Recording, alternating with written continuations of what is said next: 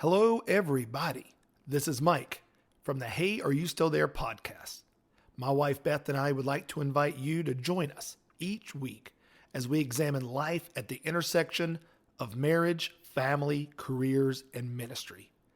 Through 28 years of ministry, 26 years of marriage, 23 years of professional careers, and 21 years of being parents to 3 kids, our fun and honest discussions promise to have something for everyone. And now, on to the show. Hello, everybody, and welcome back to another edition of the Hey, Are You Still There podcast. This is Mike. And Beth. And we're here. Beth, hopefully you have your Big 12. I do, yes. I mean, this is going to be a continuation of last week.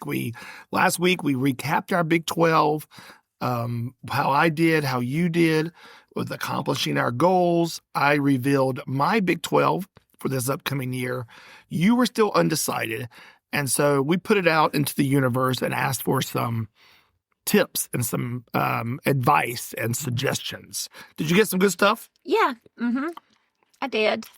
I don't know. There's still some of it that's a little up. I mean, I have the list, but not, you'll see when I talk about it. Well, we had David from Ohio commented and said, come to Cleveland. Yes. But we've already been to Ohio. Right. But I did think Cleveland, Ohio is the home of the Rock and Roll Hall of Fame. Mm-hmm. And so that could be a museum that you haven't visited. That's true. So you could go to Cleveland, Ohio. That's true. And visit the Rock and Roll Hall of Fame. That would be awesome. Right. That's true. I could. I'm putting that down just in case. There you go. We had, let's just see, I think it was Gail. She commented and said, just get a small tattoo. Yeah. What do you think? Would you do that? That's not on my list because I don't know yet how strongly I feel about wanting it and deciding what I would want. Is it because you think tattoos are a sin? No, I don't think that at all. You don't want to tarnish the temple of God? No. You know that I don't like to feel trapped or without options. I think it's because tattoos are permanent. And so permanent things make me nervous sometimes. I thought of an idea for you. Okay. Back shoulder, right? Yeah. You get Thanos' glove. Why would I want that? In place of each of the gems. Yes. From, Thanos from Marvel, Endgame and all that kind of stuff. In place of the gems, the birthstones of you, me, and the kids. Well, that's really cool, except I don't know that I'm as obsessed with Thanos and the Marvel comics and movies as you are. So, I mean, I love I thought you would like that because I've heard you say many times you wish you could erase half the population of Earth. I never said that. Yeah, you were like, God, yeah, like you'll be driving and you're like, I wish these people would just vanish. You know? No, no. At least half the drivers of the Earth. I'm like, I love the half the people on airplanes. And, I mean, I could go through the list. I know so many people groups, flyers, drivers. Yeah. I mean, it could go on. Like, you wouldn't want to erase half of them. So it has to be the glove, make your and life... then also, like, it's getting ready to snap. Yes. Yeah. Yeah. I'll take that under consideration. Sorry. Yeah. Kip said he didn't think anything you did should revolve around travel because you missed half the podcast this year for traveling. I did not miss half of them. Yeah. That's quite the exaggeration, I'd say. Another friend of ours, JD, commented, and basically he wants you to get your Eagle Scout badge. Yes, he does. He was coming up with lots of good stuff for you. Like making a fire, learning to do a fire. Making a fire without flint and, modern day luxuries of fire making. And he wanted me to go into a swamp with like GPS coordinates or something and float around. He would prefer you having a compass. Yeah. But GPS would do. Yeah. To try to get to the oldest tree in America, maybe? It's one of them. Yeah. It's kind of down on the North Carolina coast, and it's one of the oldest. It's like was it a bald cypress? I think it was. Something like that. And he was also wanting you to learn how to change your oil and do something like that. Yeah. Like he was very, let's do something where you can learn something. Yes. Spoken like a true scoutmaster. Yes. And then I have to have a project too that I'll do that I get the whole community involved in helping me complete for my Eagle Scout. That's it. Yeah, Yeah. I have to do that too. So yeah, lots of, and we even thought, JD and I even thought, like Girl Scouts, I think it's Girl Scouts have like the sash with the patches. Oh, so I should get patches? Maybe we get you a sash, and every time you knock off one of these, we have a patch you put on it. Oh, wouldn't that be cool? You wouldn't wear that? We'd have to create the patches. Yeah. Oh, I'd definitely wear it and be all over it. Yeah. Mm-hmm. So. Yeah. All right. Lay it on us. What is Beth's Big 12? Okay, well, for the upcoming year. The first one we know is a trip with just Jacob, but I wasn't as specific. It doesn't have to be overnight, because one of the problems is if part of your stuff is dependent on another person. So it could even be if Jacob and I decide to do like a day trip to like a bird sanctuary or something, like it could be that. So a day trip with just Jacob. So that's number one. Number two, and that's because, as everybody knows who listened, it's not that I'm excluding the other children, but he's the child that I haven't done that with. Visit a new state or country. We put it that way because you had some really creative people that said that because we said we didn't go to a state we'd never visited, and then some people were like, well, technically you did, because all countries have states, and so you went to a state within a country. All country is a state considered, like European Union and things like that. Yeah. But we meant, the intent was one of the 50 states. So now I'm just saying either one of the 50 states or a new country. It could be either one. I think it's more likely that I'm going to hit a new state this year than a new country. Maybe. Visit a new national park that I've not been to, because we do have this little thing on our fireplace, like that you can put the little tree on the map of the parks you've been to. So I would like to do a new national park. And if you went up to Cleveland, Ohio, I think there's a national park somewhere up there. Really? Yeah, I'm pretty sure. So I know you're looking it up on your iPad right now. No, I'm just writing a note, like near national park near there, ? Just so I don't forget these very important things. This one will take a little more time. I'm not going to accomplish it just at once, but visit 3 new state parks. So that could, trying to get 3 in, because I feel like state parks are all going to be Did you get the email I sent you? Yes, with all those. It ranked them. Yes, the parks. Yeah. Hanging Rock was 8th in that ranking. So it was still top 10. I mean, that's strong. Mm-hmm. So visiting the new state parks, so that'll, and I might be able to incorporate some other things in when I visit the new state parks. Because the next one is, and I was a little vague on this because I realized one thing that I did wrong before was what I did was so season and weather specific. And because I'd wanted to do an outdoor winter sport. But the problem is, if we have a mild winter or things don't work out, that's nearly impossible unless I'm flying somewhere in the winter. And then even if I tried to fly or drive somewhere in the winter, drive too, you could have conditions that you can't get there. So what I said was a new outdoor activity. For example, kayak in a swamp, because we talked about I'd want to, or try a new activity, like a new winter sport. And I even put a note, not as seasonally dependent as last year.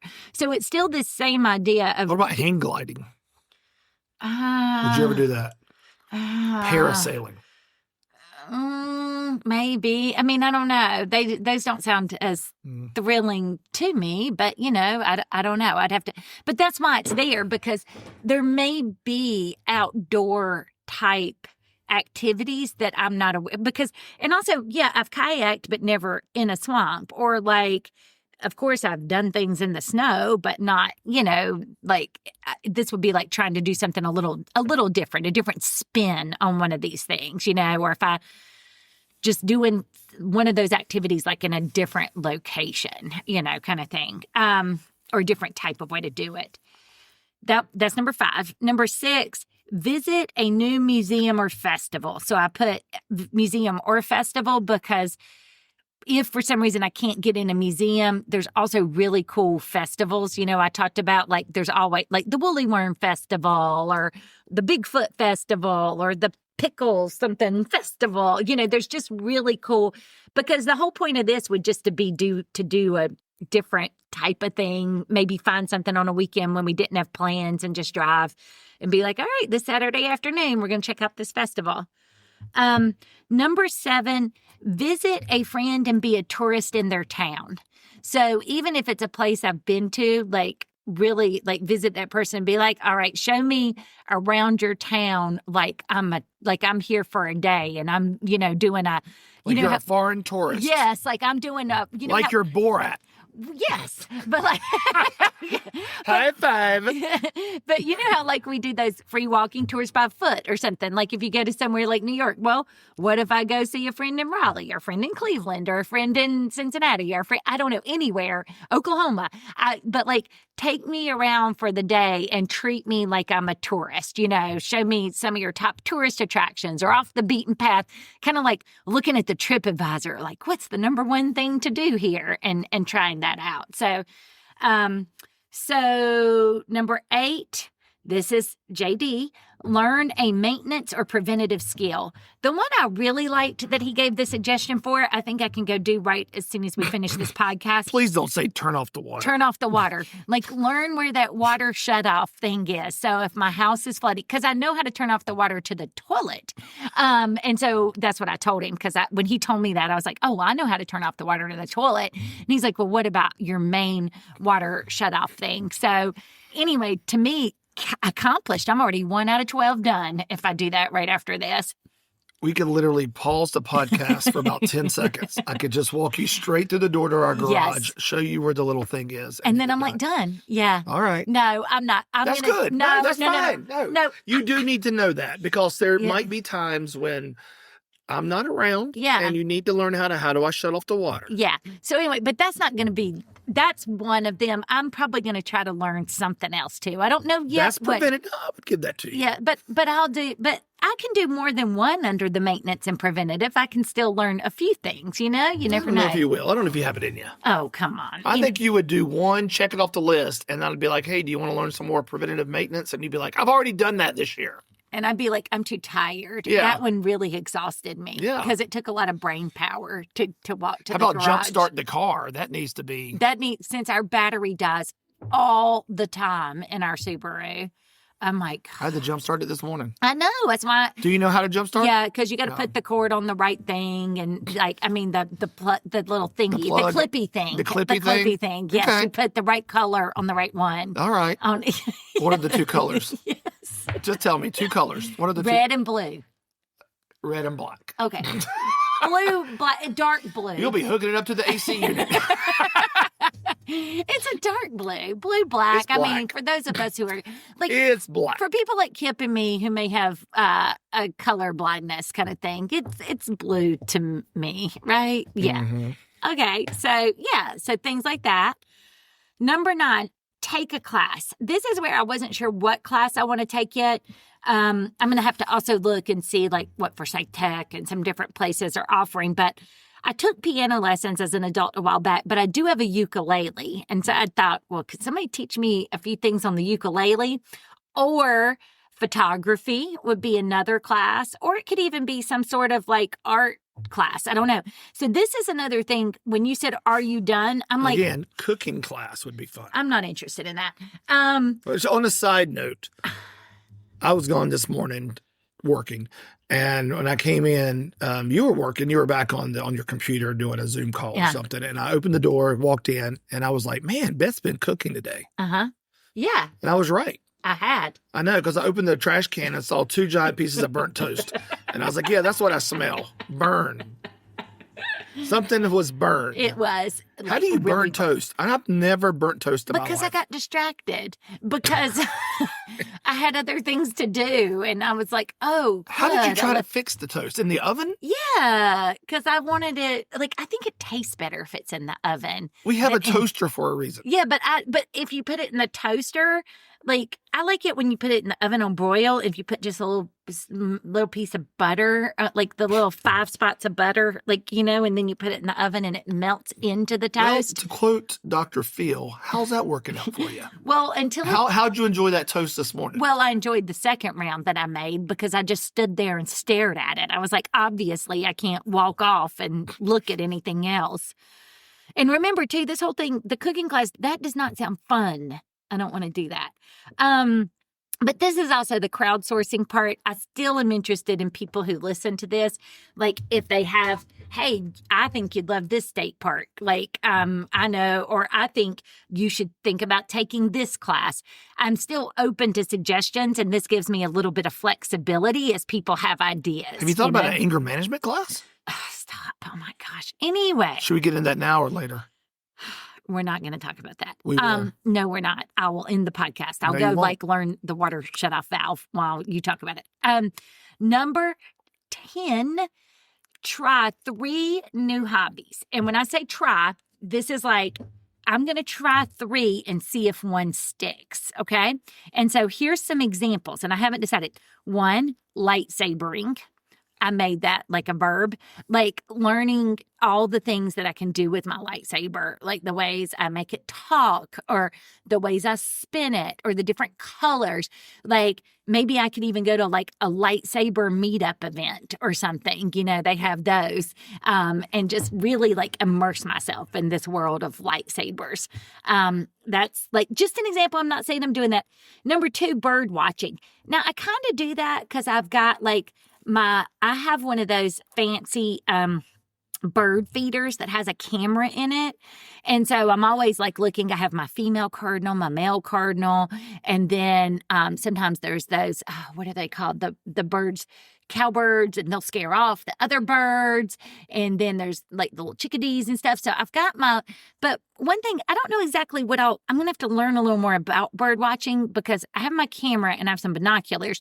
But then like, what is the hobby of it? You know, like, is it writing down and cataloging, or do you have like a top 5 birds I want to see? Or is it about kind of like if people go hunting and they sit in a deer stand, you know, is it kind of like, I'm going to go like wait to see this elusive like woodpecker? I don't know exactly what it means for bird watching to be your hobby, because I could be like squirrel watching. And if I see a squirrel, you know, like, I don't know how that works, but that could be another example. In the past, I've done things like made soap. And one time I used to make those bath bombs, Maria and I did. And one time I had that loom thing. And because I've tried to learn to knit and stuff, not knit, crochet, which is it? Yeah, the 1 stick versus 2 sticks. I think it was crocheting I learned to do. Anyway, I got like a long string, but then I couldn't figure out how you go back across and get the second row. But a long string is just called yarn. Well, no, but I mean, I had like actually done the little thingies. Oh.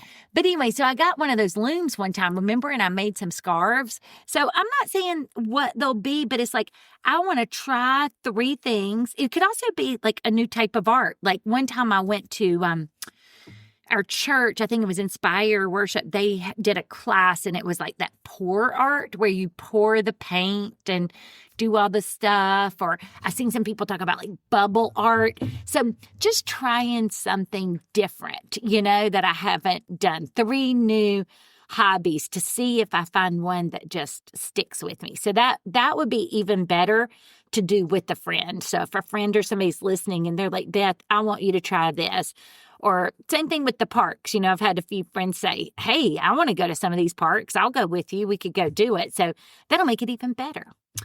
Number 11, expand my plant knowledge to outdoor plants. So this is similar to yours, but not exactly, because I don't know for sure that I want to do a garden. I may want to do a garden, or I may want to do outdoor should do rival herbs. Gardens. You create a garden, I create a garden, and we see which one produces the most fruit. I don't want to have a garden. By fruit, I mean vegetables. Yes. You know, but I don't know. Using biblical terms. This is where I haven't fully decided, though, because like as the listeners know, I have a lot of indoor plants, but I'm not as skilled with outdoor plants, and you know, outside of just like putting a few mums or something in the pot. So, and I mean, I've planted outdoor plants before, but like, I don't know, I would love, one of the things I've been kind of fascinated with is like planting more plants to draw like the honeybees or the hummingbirds and stuff. So, you know, or maybe having certain like herbs or something that might repel, the scent helps repel mosquitoes, or I don't know, just being thoughtful about a few of the plants that I would try to plant and where I would plant them, and would it draw more, you know, a natural space, more things, but it could also be a garden. It's going to kind of be whatever mood I'm in when spring starts to come and it's time to do that. And then the last one is something that really challenges or scares me a little bit. And I don't know what that is yet but it's going to be when the opportunity comes. I don't know if that's going to be like, I think a few years ago, like I applied for this leadership thing. I didn't get it, but I went through the whole process and applied and had to interview. And it's kind of like you talked about with your improv. We do a lot of things now that we've done so much, we're comfortable with it. And so like kind of what's going to make me get a little nervous before I do it? What's something that's going to make me... Yeah. No, I won't say it. Yeah. But anyway, so like just something like that. And I don't know what it'll be yet, but something that's going to put me outside of my comfort zone, whether that's at work or, an activity or a club I join, or I don't know. Because, some people will do like Toastmasters or something, but, I do that a lot, like teaching and stuff at work or speaking. And so that probably wouldn't be mine, but I'm thinking something in the line of that, when people think about something that makes them nervous. So again, this is supposed to be about fun, but it's also supposed to be about a challenge. And I think that's going to be the one that I have to think about, like what's going to be that challenging thing that'll make me uncomfortable, that I'll try. Yeah. So that's my 12. That's good, Beth. Thank you. And I don't think I copied you too much.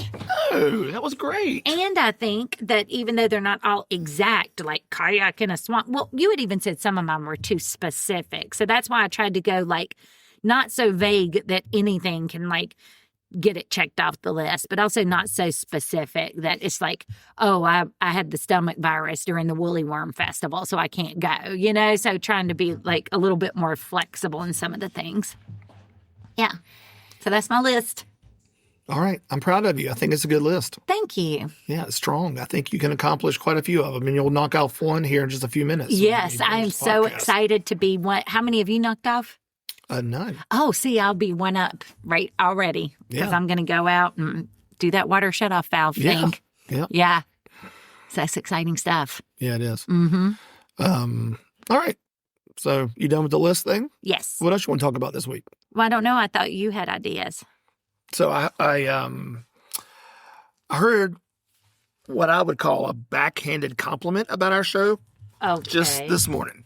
Oh, I can't wait. So our good friend Tim Dixon, who runs Solve IT, and he's the lead pastor at our church, is on staff with us there at Project Re3, met a guy, and I think he talked to you about him. His name's also Mike. Mm-hmm. And Mike has had a lot of experience in helping nonprofits raise money. Mm-hmm. Did Tim talk to you about this? Well, no, he tried to call me and I didn't see the call last night. And then he texted me and then we said we're going to meet on Monday to talk about ideas to fundraise for the Hope Center. So that's probably when he's going to tell me this. So I don't know this. Okay.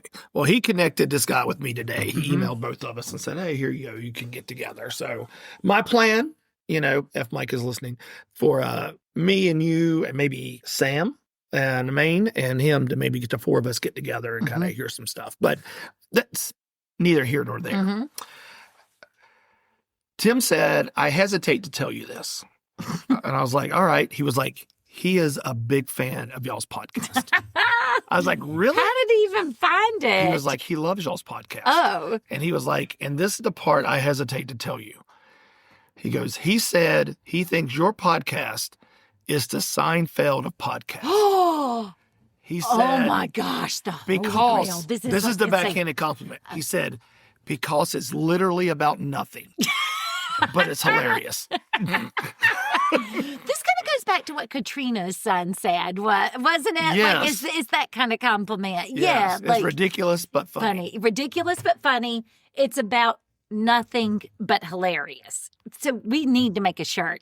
Ridiculous but funny, about nothing but hilarious. I need to write these down so I don't forget them.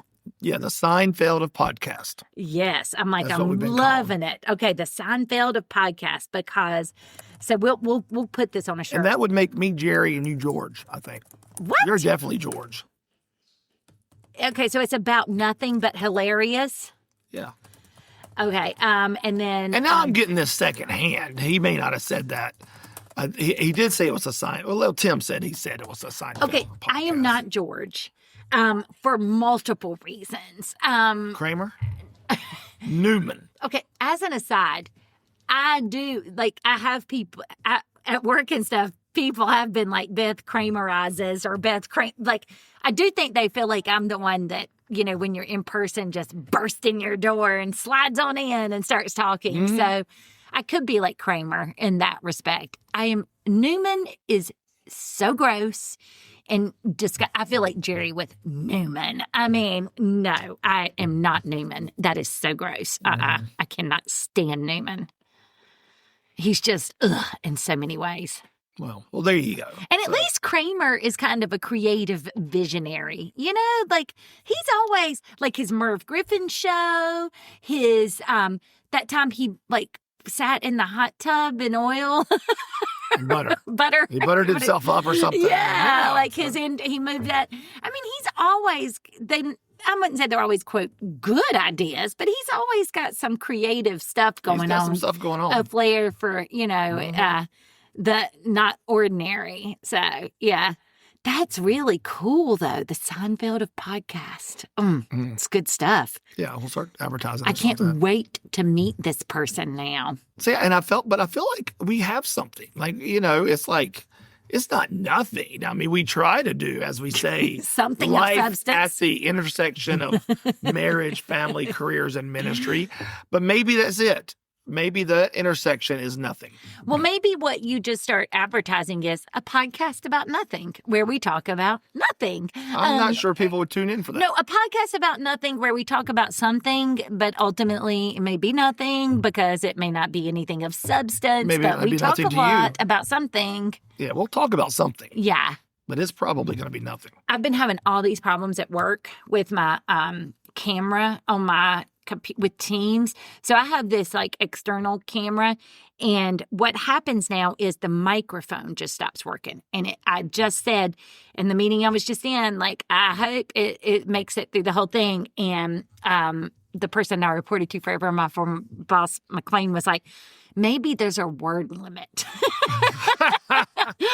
for the camera and the microphone, and you have exceeded it. And I'm like, I have only had this camera a month. Okay. So there's no way I could. Did you get mad at him? No, because he just meant it a gentle jab. You would have gotten mad at me if I said that. No, I wouldn't. Yeah. No. I think you would have. Anyway, but yeah, so I am known for the gift of gab. Yeah, so even people at work are like, maybe you have exceeded the word limit that this microphone can handle. Yeah. Yeah. All right. Have you played any BGA this week, Beth? Okay, I told you we're not talking about this. We don't have to go into deep detail. I just want to know, have you played any board game arena this week? Yes.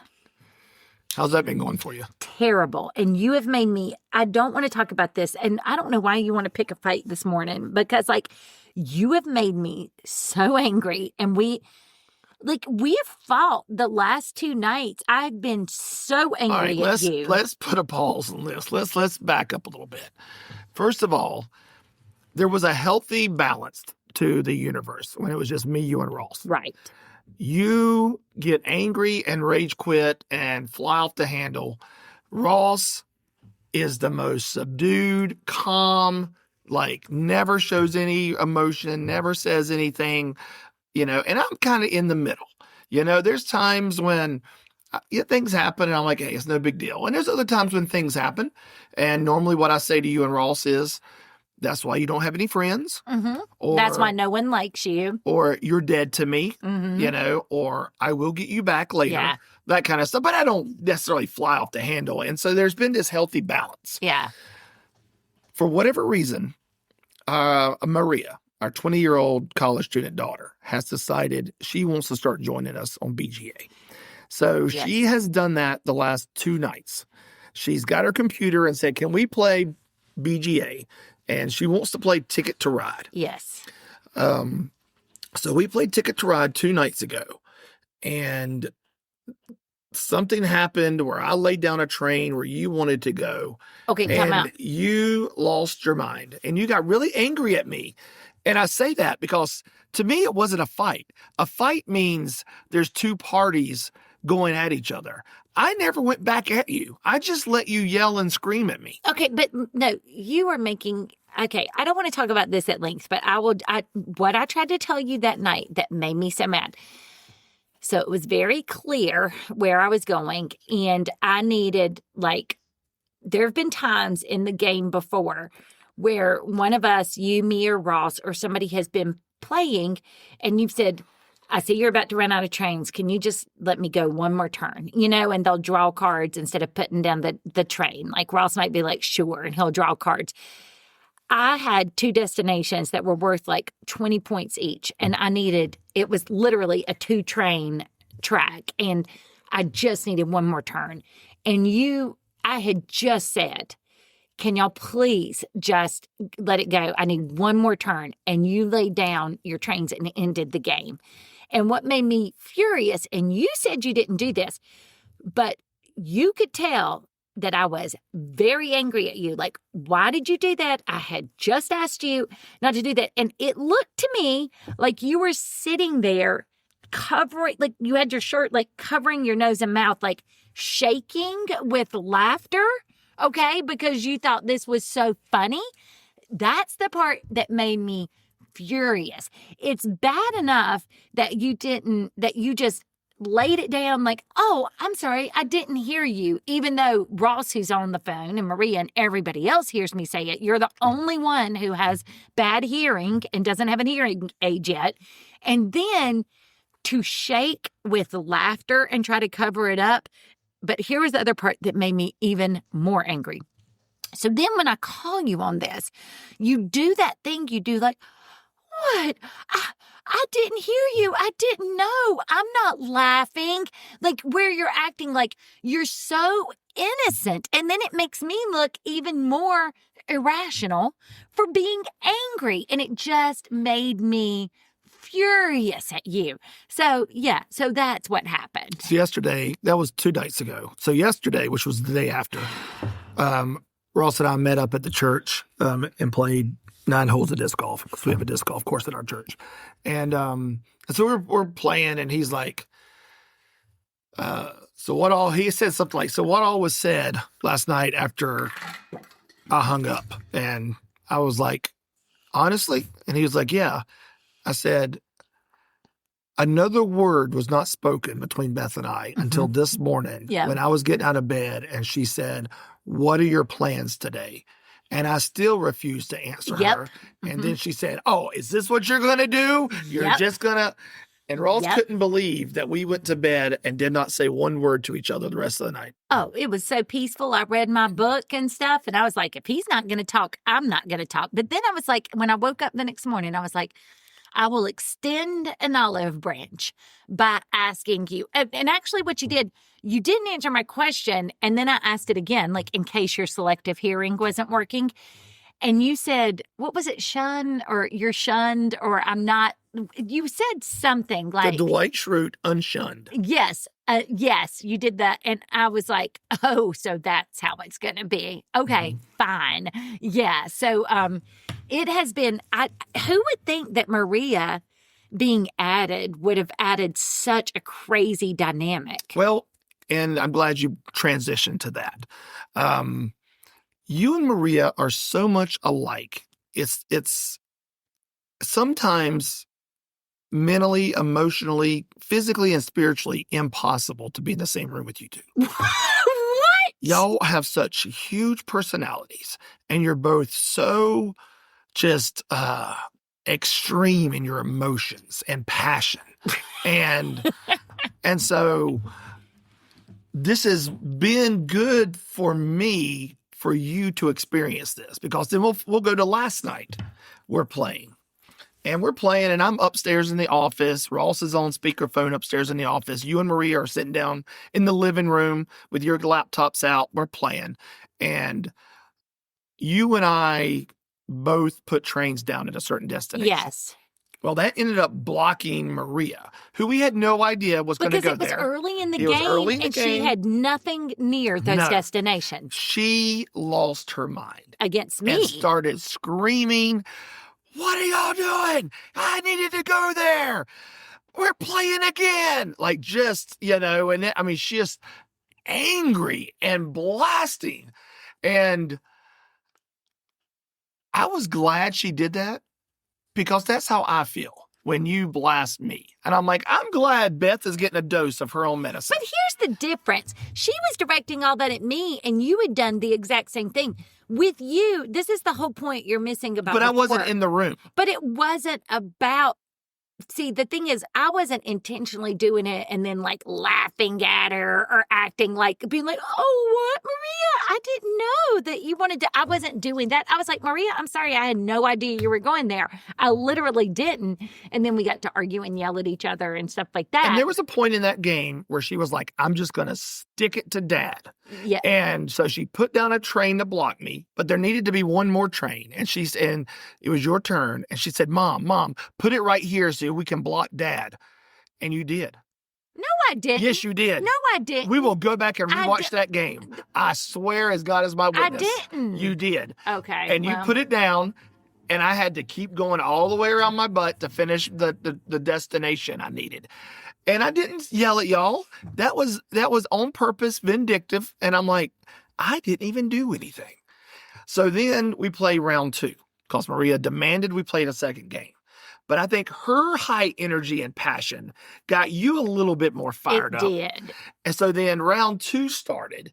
And the same thing. I was putting down my trains. I obviously put a train in a place where you wanted to put yours. And you lost your mind. But it was because you had a direct route, and I had put down, there's this route across the very top of the United States. And when you put down trains there, people know where you're going. And you did this weird zigzag thing that blocked me in on both. I needed to maximize my points. Yeah, but you could have directly but you knew when you laid it down, you were doing that. That's my other, I don't know. Again, the listeners don't want to hear this. They do, because no, I just want to show people that, number one, everyone, you're always like, people are going to be so mad at you. Like, my friends are going to hate you for saying that. And then your friends comment and they're like, "Beth, we don't hate Mike for saying that. We think it's funny. We think it's cute. It's nice." Oh. And I want people to understand what I live with you and Maria now playing BGA with us. And yelling at you. And yelling. And not speaking to you. Screaming. And I even thought, while I was upstairs, I'm like, we got new neighbors across the street. And I was like, God, I hope one of them was outside, because you will hear. And I don't think it was that loud. Oh, yes. Yes, it was so loud. It was so loud. I don't think you realize, because not only were you and Maria normal loud, but I was all the way upstairs, like as far away as I could get from y'all in our home office. And so y'all were screaming even louder to make sure that I heard you. Because Maria and I were literally, she was in the recliner like directly across from me. So we didn't have to scream at each other. And Ross is on speakerphone, literally in the corner of the house. He heard everything just like he was sitting in our living room. So it was so loud, Ross could pick it up on the phone. So that's why I suggested anger management classes. Okay, well, I'll take that. I will also take that into consideration, just like the cooking classes and whatever else you wanted me to do. But you've declared you're not playing any more games with me for a while. I know. I mean, I said, I guess I've got to find new people. I only have like 3 friends on BGA or something, so I got to find new friends. Or I'll just go back to reading and stuff instead of playing games. I don't think that'll scratch your competitive itch. I know. I'll have to just find something else. I don't know what it'll be, but something. You're planning a trip to Spain at some point. Yeah. There's people from Spain that play, because BGA is a global Yeah. And I would say half the people are from Europe that play and half are from the U.S. So we're always playing with people from other countries. Yeah. Just start friending all these people in Spain. Yeah, and just then be like, build relationships. sometime when I come visit, Yeah. can we meet for lunch? Yeah, exactly. And I'll start doing that, and just and then and when I want to go to Iceland, I'll just find people from Iceland, and then Australia, I'll find people from Australia. There's occasionally Australians on there. Yeah, so a lot of Germans, a lot of Italians, a lot of French, and a lot of Spaniards. Yeah, those are like the big ones. 4 biggies from Europe. Yeah, and then South America, there's a lot of people from Brazil that play. Yeah. And then we'll get some Canadians, and then U.S. Yeah. Those seem to be like, out of the tens of thousands of people that are on Board Game Arena. Yeah. Those are the main countries, I would say. Yeah. Yeah. It's interesting, too, though, when you think about the time zone difference. I haven't even thought about what time it is for them when they're playing, because they're playing at night before bed. We're playing at 9 o'clock at night, which would be 3 a.m. their time. Yeah, and so they're I'm like, playing us. I'm just because Ross and I have said before, like, what are they doing at 3 a.m. playing Board Game Arena? Yeah, that's, I don't like it that much. So we always speculate, do they have, like, third shift jobs? Yeah. I don't know. Yeah. It's just bizarre. But they're up playing with us. Yeah. You have your book has been released. Yes. It did really well last month on its release month. A lot of people buying it, getting ready to read it. And now you're having your first ever book launch and book reading. Yes, which I had to go to AI and say, what do people do at a book launch?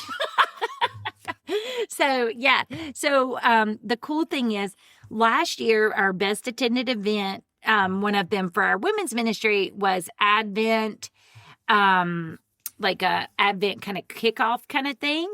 And what is Advent for people who are listening that don't know? Okay, Advent is like this time of waiting leading up to the arrival of Christ, or to Christmas. And so Advent is, it's like you go back, it'll start the very last Sunday in November, and that will start the first week of Advent, which is the week of hope, where you focus on hope for the week, and there's a candle, there's an Advent Yes, the 4 Sundays prior to Christmas. Right, so 4 hope, Sundays prior to Christmas. Peace, joy, love. So each week you focus on one of those themes, and you do this as you anticipate and await the arrival of Christ's birth, or the celebration of that at Christmas Day. And so my book is an Advent challenge, as we've talked about. It's you have and it follows that. So, the first week, there are devotions and reflections for each day that focus on hope. And then I have reflection. So I have a scripture, a devotion, 3 reflection questions that people can think about, and then a challenge for the day. And the challenges are things that could be anything. It could be very personal and inward focused, or it could be, delivering cookies to somebody. It could be anything like that. So because Advent will start, that will be the November 30th. We are having our event November 16th, which is plenty of time for people to get their books and get ready.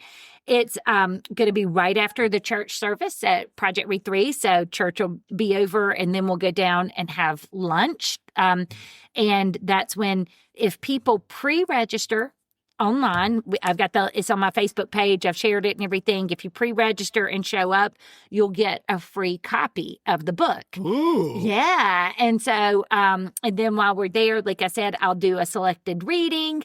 I'll talk a little bit about Advent. And I can sign books, I suppose, do all that. But the other reason I would love for as many people as possible to get the book is, I'm going to also have a Facebook group that I will be creating. And in that group, if you have the book, I'm going to have like little things each day of Advent.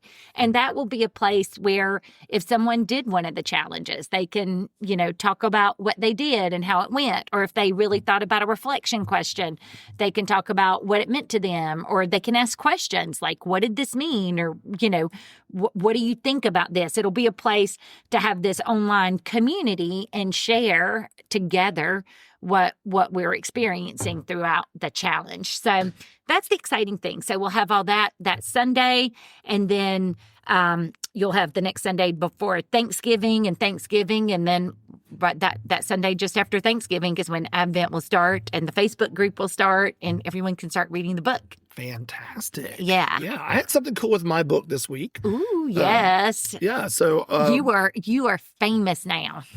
Yeah, at least for the 4 people who watched. One of them was Ross. We have a friend, a great friend, Sam Main, and Sam has had his own radio show forever. It's called Masculine Journey Radio. It's a radio show designed for men, just what men deal with, and stuff they go through or whatnot. And anyway, the show is recorded every Tuesday night. They do a video live stream of the recording. Then they put it out on the radio broadcast, and then it also goes into podcast world. So he invited me on the show to talk about my book. So I got to go in studio and sit there with Sam, and there's a group of about 5 or 6 other guys that are kind of in the room with Sam, and they all discussed various things, male related, throughout the show. And so this time they sat in there and we were able to talk about my book for 40 minutes, and it was a lot of fun. And so the video of that is up on Facebook. I'm going to see if they have it in a way that I can share it. Maybe on YouTube or something. Yeah. We can keep it, because Facebook now has a thing where I think after 30 days they delete your video. Yeah. So, but anyway, that was fun. So it's been a long time since I've been on the radio. In the radio. I say a long time. I guess it was just last December. Yeah. So I was at WBFJ. Yeah. But it was just for like Christmas for the City. Yeah. But this was this may have been the first time it was ever I don't know, maybe not the first time. Now that I say about it. But it's been a really long time since I've been the feature. Right. And so that was fun to kind of plug that. And if people go to his boot camp, they're going to get a copy of your book, which is really cool too. Yeah, Sam does what is called a men's boot camp, Wild at Heart boot camp. It's based off of like the Wild at Heart boot camps by John Eldridge.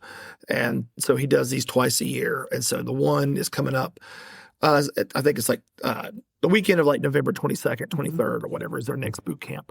And so every guy that comes to that, I would call it a men's retreat. Yeah. I call it boot camp. Yeah. I make it sound more rugged. Yeah. But everybody that comes to this men's retreat will get a copy of my book. And so just like it would be really funny if they called it boot camp and then you show up and it's like this bougie, like spa facility or something. Yeah, everybody's getting pedicures. Yeah, That's exactly. The boot part. That would be the boot camp. That would be really funny. Like if it's like, come to boot camp, and then we see like a behind the scenes, and it's that. You should do that for a women's retreat. A boot camp, and then do it. But boot camp, pedicures. Yeah. Hand-to-hand combat, yeah. manicures. Things like that. We're going to stretch you. Yes. Massage. Yes, exactly. Or yoga. Make it sound, like really like rugged. Yeah, and then you show up. Military-like. Yeah, and we're just making it sound like to our family, like, I'm going off to boot camp. I hope I make it back, okay? Yeah. And then really we just go and we're pampered. That's a good idea. There you go. Think about that. I'll make patent that. Yeah, I like that idea. We're full of good ideas sometimes when we come up with stuff like that. Yeah. Not according to some people where this podcast is nothing. Well, we're full of good ideas about nothing. We are. We've got that going for us. Yeah. Mm-hmm. All right. Well, I know that's about it. It's about time to wrap up the show. Beth, I hope you have a great weekend.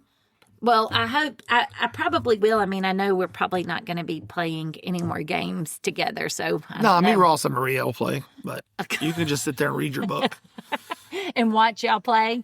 This is a weekend. Literally tonight and tomorrow, I have nothing planned. So Friday, Saturday, I have nothing. So I might enjoy that. Sunday is our 12-year anniversary of Project Re 3. Which is exciting because when we had our 10-year celebration, that was awesome because we really reflected back on how in 10 years we'd given away over $1 million and all the trips we'd gone on and stuff. And so I hope we'll take a little time on this one to reflect and think. And we're also going to do something cool and honor our veterans. We're going to have like a special table set up for them and they can display some things. And I think people are excited about that. We'll have a lunch afterwards. So this is a good Sunday if people want to come see Project Read 3. It'll be a very celebratory type of service, I think, which is really good and fun too. Right. Yeah. So we'll have that Sunday after Sunday, and then I'm sure I'll come home from lunch and sleep all day to kind of recharge from all the socializing I'll do that morning. Oh, the last thing I did think about is, now I've learned that since you can clone dogs, I am going to, since there's a precedent for it, somebody has, I want to look into doing what I have to do. How do we go from Cam. 12-year anniversary of Project Read 3 to I want to clone dogs?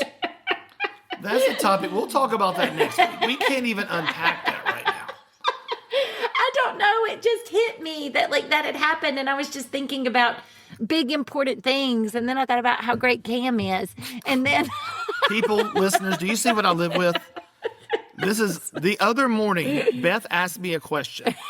I answered her question with a question, and she changed the subject. Well, you didn't even, you asked me, you're like, what are you going to do about this? And I said, well, I could do this or this. What do you think?